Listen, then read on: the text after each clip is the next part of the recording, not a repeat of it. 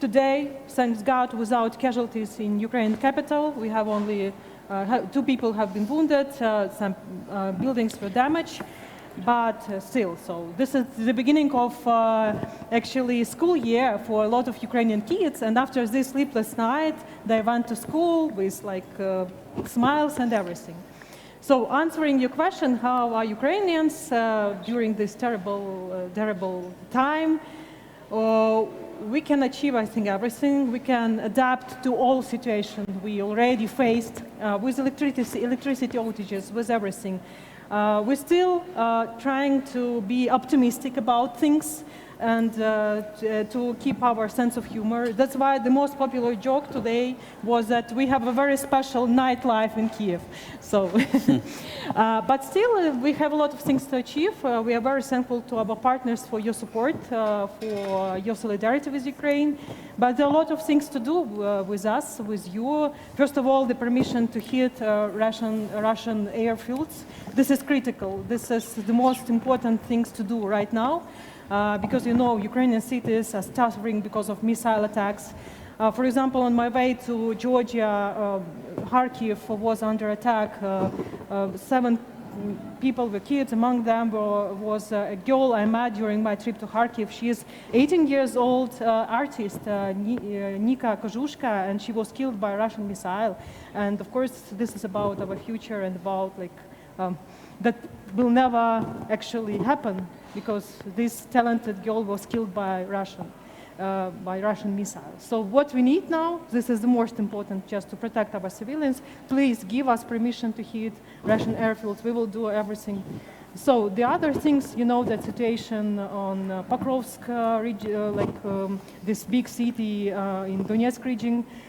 And yesterday, as a journalist, I helped to another one journalist who is 14 years old boy, and he interviewed me and other famous people in Ukraine, and he's from Pokrovsk.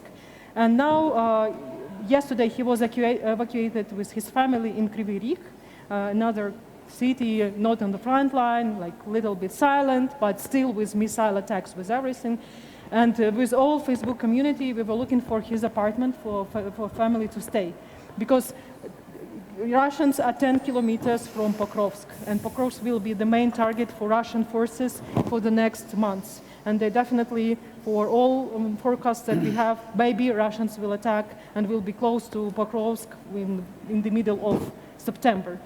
But still, you asked me about Kursk. I think that was a very important point, the beginning of August, and why it's important operation from 3 perspectives. First of all, it was a huge moral boost for Ukrainians, because you know when you live at war at full-scale invasion, 2.5 years old, you see casualties, you're everything faced with the grief. Was so, okay, we invaded Russia, are you kidding us? So it was important moral boost for the nation that we can keep forward, we have to move forward, we have to do something with that, and we will do. The second, of course, there are a lot of rumors about negotiations, we are still here, and of course, last 2 months before Kursk operation, it was a #1 question. So will it force Ukraine to negotiate with Russia? Now we have an answer to these questions. Ukraine still have an opportunity to fight and have a moral boost to fight, even in this terrible circumstance and situation. So, and actually, the most important, we brought the war on Russia, and it was also very important just that Russia affected by war, Russian people affected by war. Actually, Russian propaganda did everything possible that people will be not affected by war, among them who are not fighting. Now war came to this house, you know, that Suja and all these cities under attack, and actually, so I think it was like 3 important points for us to start this operation. Let us see what will happen next, but yeah. Sevgil, thank you. Oleh, Sevgil touched on this briefly. What does Ukraine need in order to achieve victory? Well, actually, before I try to answer this very basic, but I would say the most important question, I would like to corroborate what was said by Sevgil. From my personal experience, during this war, you are getting accustomed to these things you shouldn't get accustomed to. And at the same time, I would like to stress that we will never give up, because we understand it's not about the existence of our state, it's also about the physical existence, physical integrity of the most of Ukrainians. So for us, there is no third option. So either we win or not, but we will win. Well, what do we need for winning? Actually, I think that to some extent, also listening to the previous terrific panel, I felt a bit frustrated as in the war in the third year, and we are still grappling, discussing the same questions. And unfortunately, many people in the West, they either still they do not understand, or they pretend not to understand. And maybe the worst, that the Western politicians, even if they understand, still are not ready to follow the mental understanding with the acts. So what do we need? We need basic things. So we need military and economic assistance. We need tightening of the sanctions regime. Those are the basic things. So you named this conference as the pivotal year. That's true. But I would say that we are facing the pivot in continuum since 2022. And still, I think you're right, this year can be a game changer, it can be a breaking point. In a sense that, first we should look at the situation quite openly. So still, the strategic military initiative is with Russia. Still they are threatening the Donbass. Still they are bombing and intimidating Ukrainians practically each day, and still the war machine of Russia is functioning. But I think that we should and we can change the equation, change the dynamics, and the Kherson or Kursk offensive shows that this is possible. What do we need in looking at this triad of things? So firstly, about the military assistance. Definitely more in amount, nomenclature, meaning that it should include the long-range missile systems, and also timing. Secondly, the limitations, restrictions on the use of the missile systems of the Western military equipment should be lifted immediately. Because if you look at this restriction, firstly, it's absurd. It's meaning that people who are imposing those restrictions still do not understand that we are dealing with a full-scale war. And from the point of view of the military expediency, military logic, definitely those restrictions, they make absolutely no sense. Speaking about sanctions, I think that one point is actually to make those sanctions really comprehensive. That's important, but not less important is the issue of eliminating all the loopholes that do exist in the sanctions regime. And at the same time, it should be recognized that those who would like to help Russia developed a very sophisticated regime of circumventing sanctions, and that should be dealt with immediately. All those things that should be done, which are not being done, then we go back to one basic, again, issue.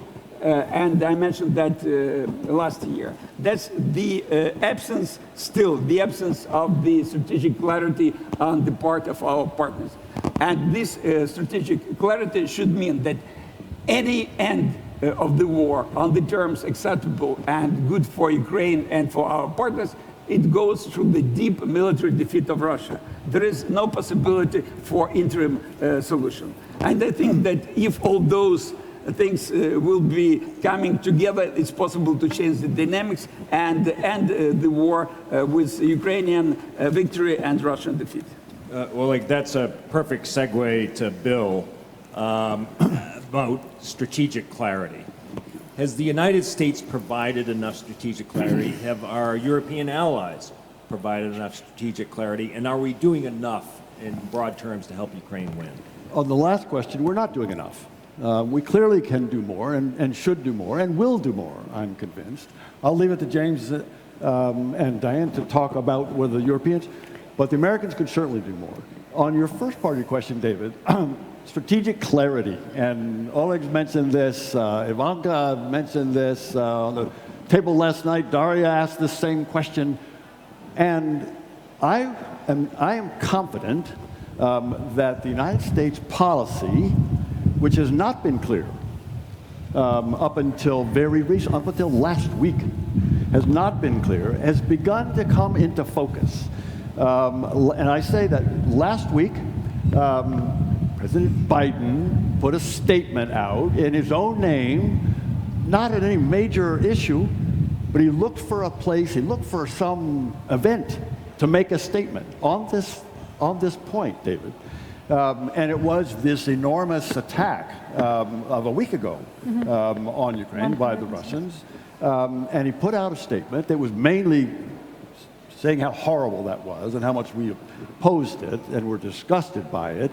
But the last sentence of that statement was an opportunity for him, for President Biden, to say what the U.S. policy is. We know what President Biden has said over and over and over is, we'll stand with the people of Ukraine for as long as it takes.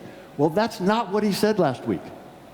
There's a change, which I think is a change in purpose, in clarity of purpose. And what he said was, the United States will stand with the people of Ukraine until they prevail, until they win. That's a big deal. In particular, as you have pointed out, David, we've had this conversation, and if that is followed by concrete steps along the lines that you just mentioned, in the first instance, the removal of this restriction on how deeply the Ukrainians can use ATACMS into Russia, that's the first one, and the others as well will follow. But once it's clear that our policy is for Ukraine to win, to prevail, then these other decisions follow. Ivanka mentioned the concern about escalation. And even there, the head CIA director, Bill Burns, has made it very clear that in the past several months, he has said in writing, in public, that this fear of escalation was way overstated, was overblown. And he went on to say that fear, while it's not irrational, you can't dismiss it totally, but it should not keep us from doing what we need to do, what we should do. And so those two things, David, I think indicate that the concern about escalation is down, not zero, and the strategic clarity, winning, Ukraine winning, has been stated. So James, Bill said he was going to leave how the Europeans are doing to you and Diana. How are the Europeans doing? Well, I guess that Diana and I do represent different parts of Europe. Diana represents good Europe, proactive Europe, and forward-thinking Europe, a Europe which wants Ukraine to prevail, which is on to Bill's point. And I guess in some respects, I represent a more procrastinating, uncertain Europe. Because yes, although we've done more than ever before, that is empirically true, that's also very self-congratulatory, and it doesn't understand that the scale of a challenge and that there is so much more to be done. And yes, it's a fear of, I can't remember who said it earlier, it's a fear of escalation, for sure. That still prevails. Fear of a Ukrainian victory, actually, the uncertainty of what a Ukrainian victory would I know it's counterintuitive, of what a Ukrainian victory would bring. But I also think it's founded, in my part of Europe, on an ill-founded pessimism. The Venn diagram between those who think that it can't be done and those who think it shouldn't be done is actually a perfect circle. It's not a Venn diagram at all. It's an amazing coincidence. And so the problem I feel in my Europe it's not the apologists. I mean, David, you and I sometimes, because we hate each other, send each other articles from, Sharap or Leven and that kind of stuff to taunt each other, and that's good sport and it's fun. But I think, in a sense, they're not the problem. I think the problem is actually people who are outwardly reasonable people, good people, well-versed in international relations, but nonetheless they're looking for a deal. Nonetheless, they're looking for a realistic outcome. But to a phrase, you always know that when somebody says they're going to do the realistic thing, you know they're going to do a very bad thing, right? And I think that is the problem. And of course, they therefore paint us, everyone in this courtyard really, as the idealists. And therefore, they like to look like statesmen and stateswomen. So they talk about EU membership for Ukraine, good, but as part of the deal, not as now or as a part of a victory prize in a sense. They talk about giving weapons to Ukraine to put Ukraine in a better position, not for Ukraine to prevail. So, they just can't help themselves into talking like mandarins and diplomats of the worst order, if that makes any sense. But I do maintain, it's very unfortunate that they come across as reasonable people, and in a sense that's what makes them a bit more dangerous. And ultimately, I guess what really defines them and what differentiates them from us is they just don't understand either Russia or Ukraine. So reasonableness is dangerous. I think it has to be said, in fairness, that other equities do compete. We are 2 years, 6 months, 2 weeks and 1 day in. Is that right? 925 days. You see, we all forget now, and it has become normalized. Again, not in the Scandinavian, Nordic, I should say, not in the Nordic and Baltic countries where it's front page news every day. But look, I have no problem with The Economist, which puts Sudan on the front page of its issue this week. That is, it's a reasonable thing, but it is emblematic. It is redolent of the idea, but there are so many other competing issues in the world on these people's plates, and I just find it very hard to compete for oxygen in the small institute where I work, which I didn't find in the first 200 days. 925 days, it's a different matter. So, and again, I think that we are the only people who... There's a Sting song, Russians, right? And in that line, he talks about there's no such thing as a winnable war. It's a lie we don't believe anymore. I mean, no offense to Sting, but that's crap. But the question is, do we have it in us? Do we have enough faith in Western politicians to get to that order? And that is very much open to question for me. So I'm sorry to be the pessimist. Maybe Diana will have better things to say. So Diana, over to your part of Europe. Yeah, well, I think a lot has been done. And if you look at it from a sort of development or aid bureaucrat, you'd be really content. And you would point at the quite extraordinary resource mobilization that has been done. If you look at UN humanitarian appeals, if you talk about economic aid and economic support and humanitarian aid and development aid, you'd point at UN humanitarian appeals are better filled up than in most conflicts. You would point at a lot of the EU countries that are big donors and big spenders in development aid have really geared up their spending on Ukraine, and just like the US, for instance, Sweden has made Ukraine as the largest recipient of our development aid. First, I'm not a development aid bureaucrat, and having said that, it's deeply troubling that the G7 leaders can't deliver on the promise of the $50 billion asset freeze related to the central bank. We have seen a lot of extensive macro financial support packages from the EU side, but each and every discussion has been, just like in the US, quite troublesome. And my point would be, we have zero reasons to be content with what we have. The needs are growing by the day, and each and every rocket or missile that penetrates through the Ukrainian air defense makes this more expensive to rebuild, and not to mention all the lives lost that cannot be economically compensated or ever rebuilt. So I think and there are a lot of uncertainties hovering over us for the future. And I think it's also, my point would be that every day this war is prolonged, the risks are greater, and the consequences are dearer, and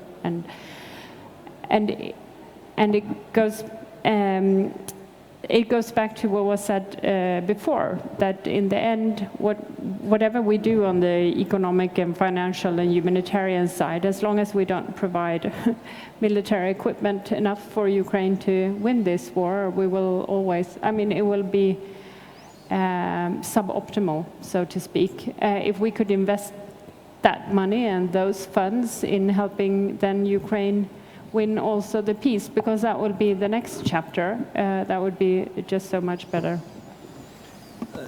Sevgil, let me ask you, Diana touched on this. No one wants this war to end more than Ukrainians. True. They are the ones who are fighting for freedom and their land and their lives, and tragically they're dying on a regular basis.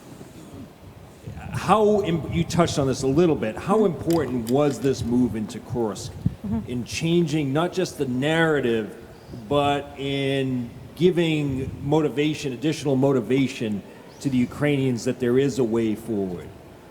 You're absolutely right that Ukrainians are more interested to win this war as all nations. And of course, when I usually hear the word Ukraine's fatigue, first of all, Ukrainian people are tired because of war. And I think that Kursk operation was a very important in perspective that it gave us a little bit a moral boost that we can do. But I want to mention maybe the importance of asymmetric answers to Russian aggression. And actually, Kursk operation is about asymmetric answers and about creativity. And of course, it's difficult to defeat Russia, which is 5 or 15 times bigger Ukraine and all Ukrainian allies. That's why we have to do something with creativity. We have to find new solutions. And Kursk operation is one of these points. The second one, innovation. A lot of people discuss innovation. All wars in the past and in the future, maybe they started with the old weapons and finished with the new one. And here I think we still have a lot of things to do. We have a lot of things to achieve with innovation. Because, for example, when the war started, Russia attacked Ukraine with Soviet tanks. And Ukraine had a permission to attack, for example, with FPV drones, which, for example, $300 cost of this FPV can damage a tank with the cost with $3 million. But now, of course, Russia also learned from us, and they use drones. I think that in the future, I think that what I want to say that we need to invest more in common innovation on military tech. And it depends from different countries, it depends from other partners.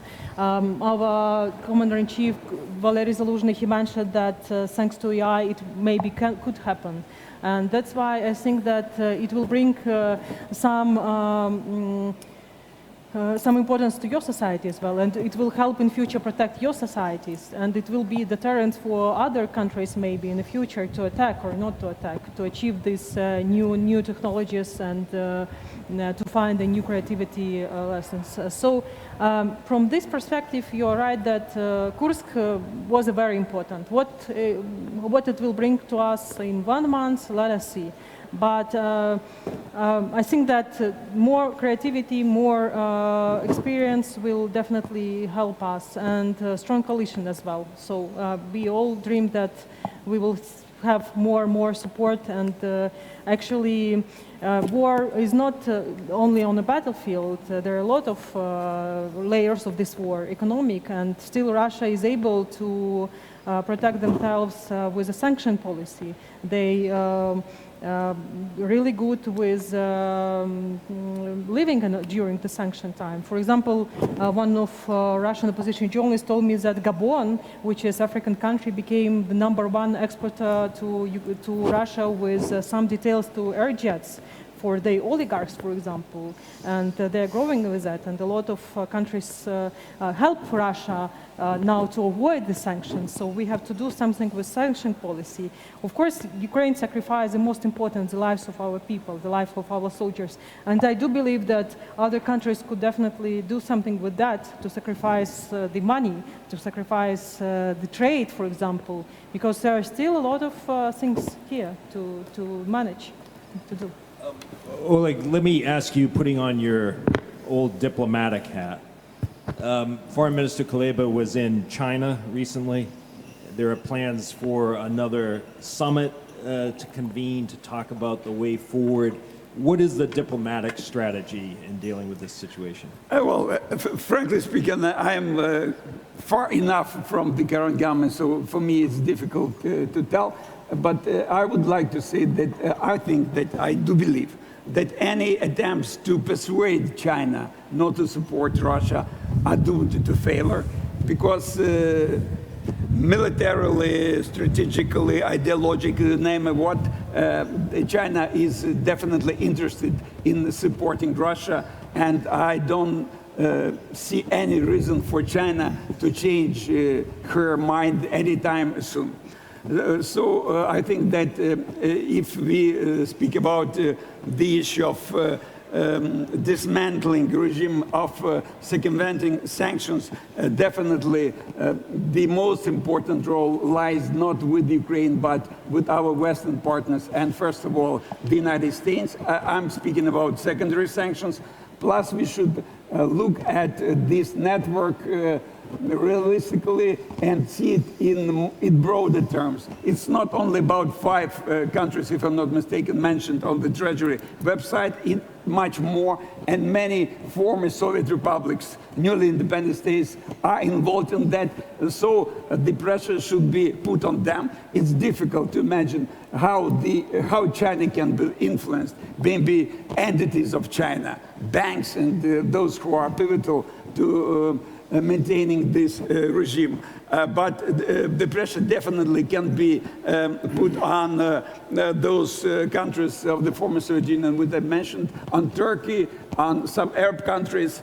Here I see the possibility for actually, if not totally resolving, but making some drastic measures to dismantle this regime, which allows Russia war machine to function. Maybe very shortly about Kursk. I think that what has been said is absolutely true. But for me, I'm not a military expert, it's really important that this operation ends as successfully as it started and as it develops now. And here, the possibility for the West really to show that the view of the situation has changed, not only in words, but in practice. And if you're speaking about the long-duration missile, that's actually time of doing, Biden said, the time of essence. And finally, I would like to say that basically the paradigm should be changed. So far, we, Ukraine, our partners, were afraid of Putin and were subject to his blackmailing. What he said, how he moved, is it a double of Putin or Putin himself? It should be changed so that Putin will be fearful of us and our partners. And without that, it's really also difficult to imagine the victory. Well, as I understand it, but correct me if I'm wrong, the United States government found out about the Kursk move as it was happening. The Ukrainians did not give us advance notice, in part, I think, because they worried we would discourage them from doing it. What does that say about the level of trust between the United States and Ukraine these days? So the United States trusts Ukraine. There's no doubt. There's no doubt. The question is, do the Ukrainians trust us to keep secrets? And the answer is no. You know, we've got Air Force sergeants who are putting things on the internet. So we don't keep secrets very well. And yeah, I bet there was some hesitation to tell, didn't want to get no for an answer on that. But the very day that we did find out, we made another announcement of another $125 million in security assistance for Ukraine, indicating that we support. Let me ask you one follow-up question. the prospects for additional U.S. assistance. Yeah. Congress, after months of delay, passed a $61 billion assistance package. I think there's also concern in Ukraine about the possibility that there won't be additional big packages coming. Yeah, I think that's misplaced concern. I'm looking around to see if Tom Malinowski is in the audience here, but there he is. Tom is going to address. I asked this question of Tom last night on your table, and he said, Bill, it depends on what happens in November. Fair point. However, he also said, and I'm putting words in your mouth there, Tom, sorry. He said, it is certainly possible to have, you can't rule out another. You probably can rule out another supplemental before the election. But after the election could be, depending on how the election goes, the next Congress could do. Tom points out it's not just the presidency, it's also the House and the Senate. But the American people continue to support Ukraine by 60%. And oppose Russia by the same. So the support is there, and it can happen. So dismissal of another one is premature. James, what more can the West do about the assistance that Russia receives from these like-minded bad actors, from North Korea, from Iran, from China as well? What can we do about that? Because if you think about it, without Iranian Shahed drones early in the war, Russia would have been in much worse shape than it is. The ammunition North Korea is providing, the dual technology from China. Is there anything more we can do, and how do the Europeans view, they view Iran differently, certainly, than the United States? Yeah, I mean, it's a tough one. And one of the answers might be that actually you cannot do it. You can't solve everything all at once, and you should concentrate on what it is that you can do. We seem to have very little influence on North Korea, vanishingly so on China, etc. I know Andrea Kendall-Taylor's written extensively about whether you can hedge, whether you can bring China more on side against Russia. She seems to doubt it. I think I'd broadly agree. So I think we do have to look at the limits of the possible. I think my own view, for what it's worth, is that it's, look to yourselves, play the ball, make sure that you're getting everything right in your own house. Not so much your own house in order, because our house will never be in order. This is Europe. It's 32. That's not possible. It's structurally flawed. But nonetheless, the EU does, for all its faults, and I have a healthy disrespect for it, bearing in mind its structural flaws, but it does kind of get there in the end by a legal process. Whether that's fast enough for Ukraine, frankly, is absolutely an open question. But I would nonetheless concentrate on some of the stuff that Oleh said in terms of what, I'd have a lot more sympathy if we hadn't depleted, I'd have a lot more sympathy if we had depleted our stocks. We haven't. If we had tightened, it's not, there's 13 or 14 packages of sanctions, but it should be much more useful to put secondary sanctions on countries which are through feeding it to Russia. And I think those would begin to have an effect, because I do think I hate to say this in this audience, but we do underestimate Russia. Its economy is doing pretty well right now because the war economy is feeding the war. It's going to grow by 3% this year. I also think there's a softness to Russia as well, by the way, so I don't want to big up Russia too much here. And so I think there are areas where we can make a soft Russia softer, but possibly not through those actors which are in that arc of whatever you want to call it. Let me just push you a little bit on that. There must be ways, and I know the next panel will get into this, but there must be ways to tighten the screws on Russia to force it even more. Yeah, so you can lower the oil price cap for a start, and that will immediately, that is one of Russia's most significant sources of income, and that works there. I do think secondary sanctions, whilst obviously they would hit Western banks quite severely, I mean, at the end of the day, sanctions are all about sacrifice. Yes, it hurts them, and it hurts you, and I think we have not fully admitted that to ourselves, that sanctions are, because they're anti-trade, then they are going to hurt receiver and sender. But of course, that's not a message that politicians particularly like to convey to publics, especially not in day 925. Diana, there's been a lot of concern about the energy situation in Ukraine, Russia targeting energy sources and refineries and so on. What can the EU do to help alleviate what might be an incredibly dire situation when it comes to winter in Ukraine this year? Well, A lot of things are being done in order to support the energy sector. I read the other day that the US is launching a huge package in that direction, and we have been doing the same. But in the end, it goes back to, I mean, how do we secure that this infrastructure is not hit in the first place? And that goes back to air defense. And does the EU recognize the gravity of the situation? I think so. Okay. But again, I mean, I do think we all recognize the gravity of the situation in Ukraine, full stop. But then again, it's sort of, it is having that insight and then actually being able to step up to that challenge. And a question. And there is a discrepancy here. A question to both of you before we'll turn to the audience in just a few minutes. The additional sanctions might be coming from the EU, and there has been consistent unity within the EU on this.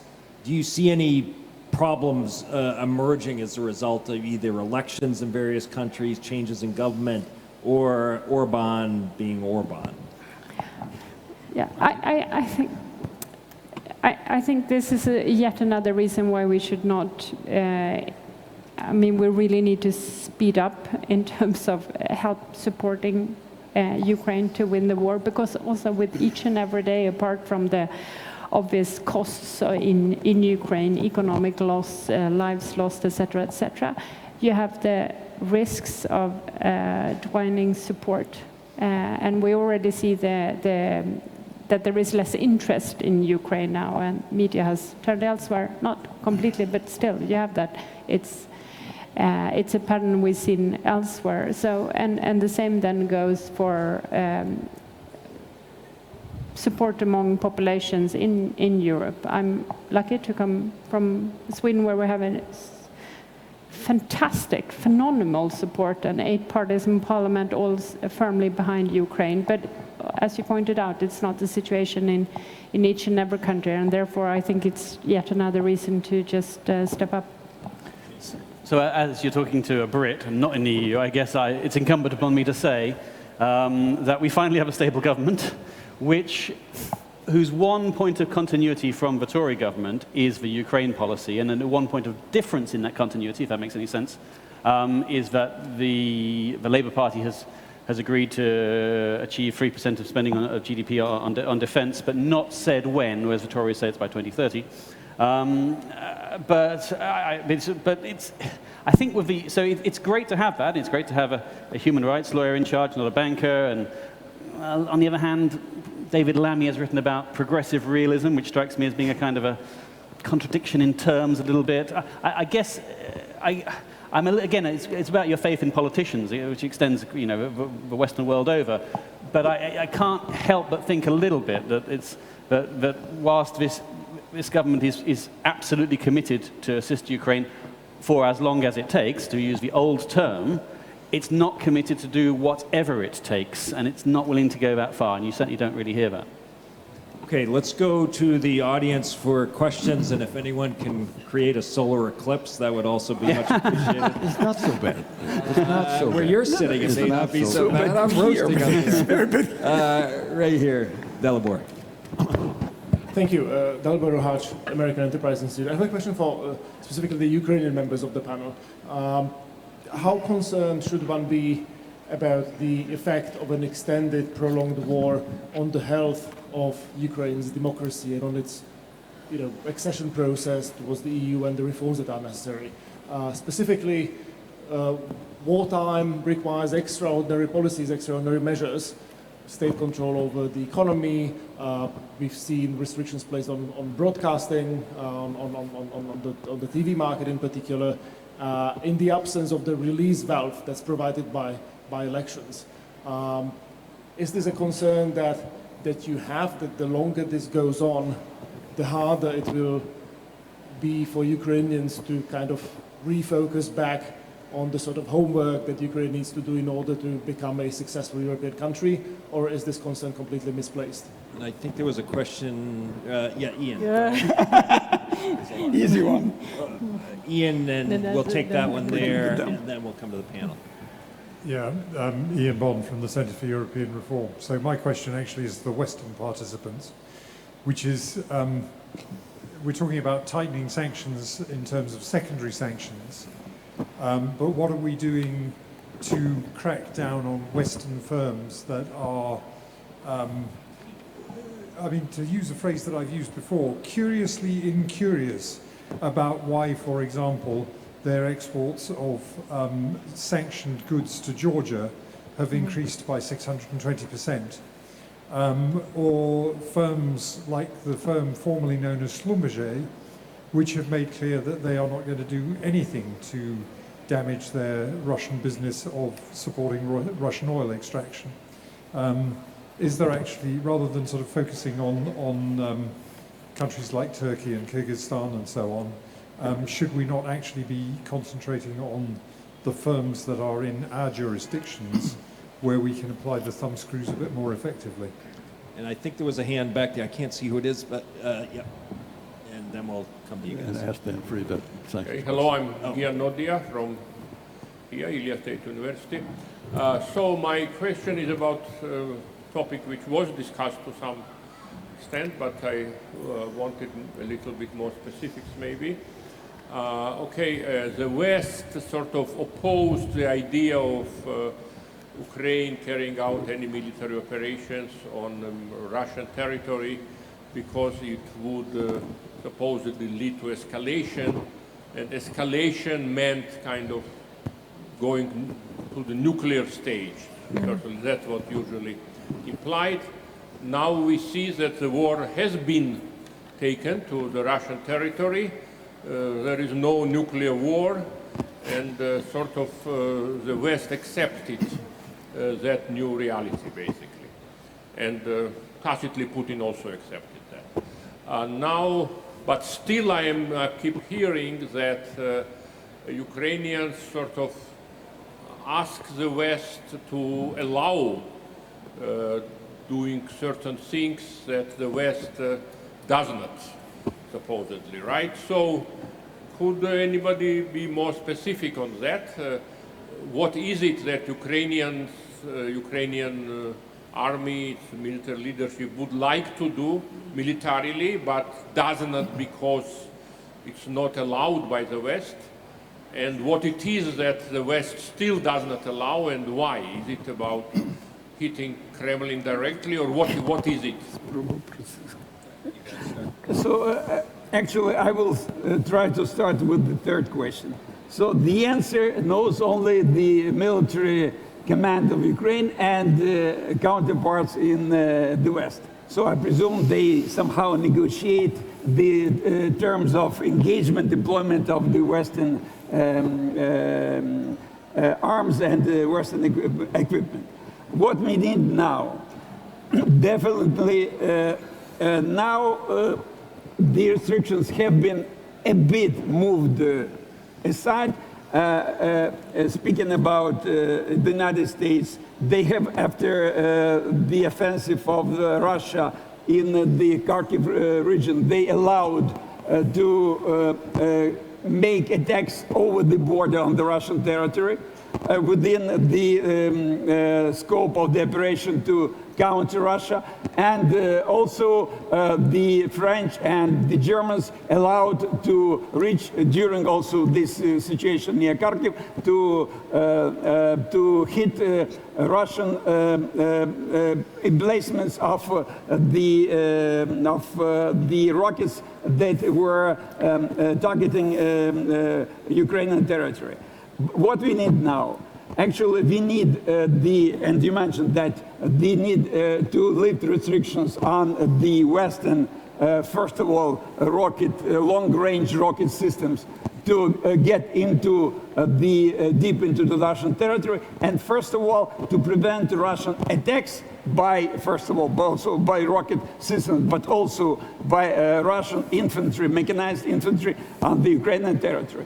And the whole discussion, I said it, for me it seems to be absurd. It's also to deny the fact that it's a long, full-scale war. And during the war, Ukrainian armed forces should be entrusted with using the Western equipment how they think it should be used. And I think it's also important within the logics of the Kursk operation to ensure its successful continuation. And I think it's coming. As I say, the strategic goal is now clearer. And the concern about escalation, as you point out, and as Bill Burns has said, has down. I mean, the Kursk operation has demonstrated that you can invade Russia and not be worried about it. I'm less optimistic, but I hope. You're always less optimistic. That's okay. That's okay. But the trend is, in the United States government, that you wait a long time, you debate it, and you wring your hands. Finally, you make the right decision. You know, it's Javelins, it's HIMARS, it's, it's Abrams, it's F-16s, it's ATACMS, it's firing into Russia. Unfortunately, one step too late. It's always too late. I take that point, but it's coming. And I know that debate is now going on within the administration, and they will make it soon. I have trust in you. You do. You should. Okay. Thank you. I will start with the nuclear threat, and then we'll answer the question about civil society and the threat for Ukrainian democracy. First of all, I feel myself very strange when people ask about this question, what will happen next when you go to the Kursk, Russia will use nuclear weapons. First of all, I want you to remind that actually Ukraine gave its nuclear arsenal in 1994. It was Budapest Memorandum that was signed, and you gave us all promises that you will protect us, all partners. Among these partners, among these people were actually, the countries was Russia, actually. And this is very strange when the big country blackmails the whole world with this nuclear weapon threat. So that means that we actually in a weak position here. And what will happen next after the end of Ukraine's Russia war? What will happen? We will learn the lesson that anyone could blackmail. What will happen with nuclear safety in the future? So it means that small states will definitely think about we should do something with our nuclear protection. We want to live in this world? I mean, not. So I feel myself a little strange when, for example, don't go to your native, I'm from Crimea. So for me, this war started 10 years ago with occupation of my native land. So, and people say, okay, don't go to Crimea because Russia will use nuclear weapons. Don't go to Kursk, Russia will use. Okay, we already crossed all these lines and it didn't happen. So please, maybe we have to do something with our sanction policy against all this nuclear blackmail that Russia can achieve. And answering your question on civil society, democracy, yes, we have this discussion, and a lot of speakers here told today that this is the war for the right to exist, our country, for the existential war. Yes, it is. It's very important. But still, this is war for the right to be independent, to be democratic, and to be transparent and European country. That's why I usually say that we are still democracy at war, and we are fighting with one of the biggest authoritarian states. And I think the only way how we can do that with our democratic values, with our partners, and of course with following all these values. There are still some threats, you're absolutely right, because we live under martial law. There are a lot of restrictions. And I think in this situation it's very important to support civil society, because Ukraine has a very strong civil society, and here you will see other representatives of civil society. It's very important to support independent journalism.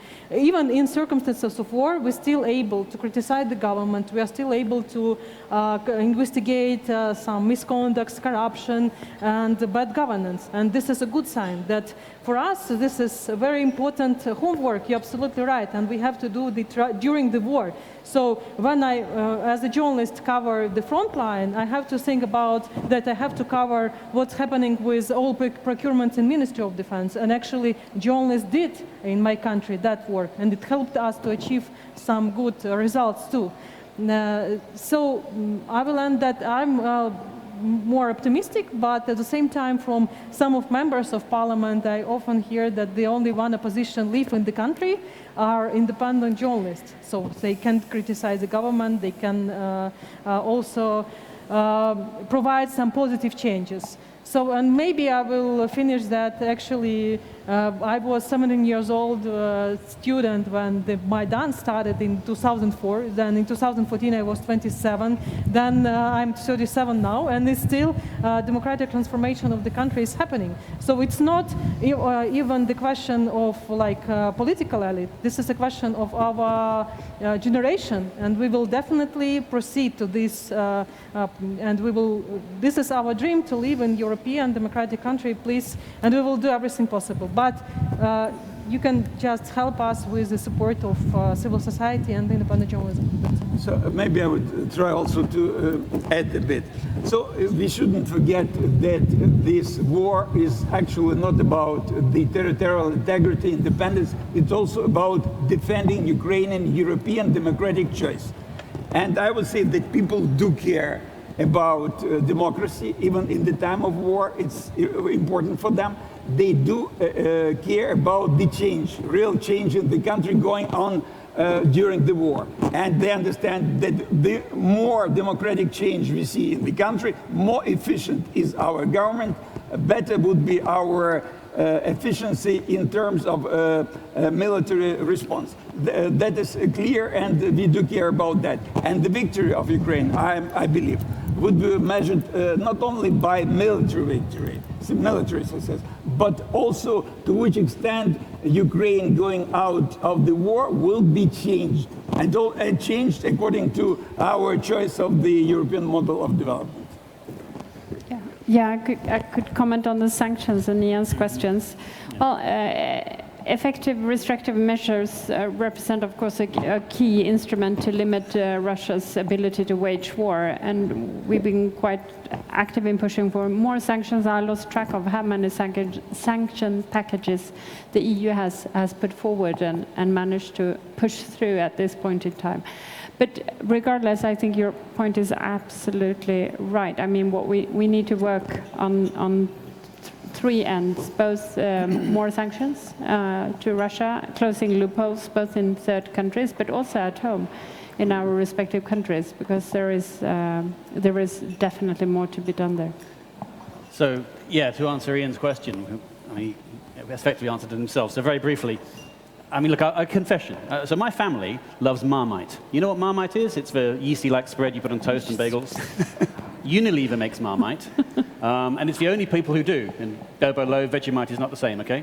So, and Unilever refuses to stop operating in Russia. So I feel that whenever my family is eating Marmite, that we're funding the bloody Russian war effort, and I can't stop them.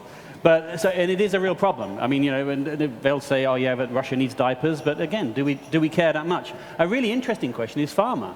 Pharmaceuticals are still operating in Russia now. I mean, I recognize there are ethical questions involved here, but what is the betting that some of those pharmaceuticals are not going to help Russian soldiers at the front to recover from their injuries inflicted upon them? I would argue that we shouldn't be sending pharmaceuticals to Russia, but I think if I were to argue that in most Western European countries, I think I'd be knocked down for being an unethical bastard. Unfortunately, my apologies to the front row here who had questions. I think we are out of time, but let me just say the last comments are a perfect segue to the next panel. The situation in Ukraine strikes me as the critical issue we all face today. And it is not just Ukraine's war, it is our war. And it is incumbent upon all of us to do everything we can to help Ukraine win, to defeat Russia. And the repercussions of that, should that follow, are enormous for Belarus, for Moldova, for Georgia, Armenia, and for Russia itself.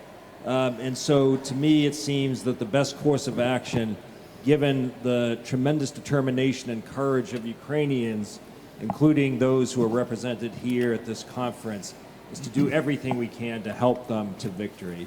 This is a pivotal year for a lot of places, I think no more than for Ukraine than anywhere else.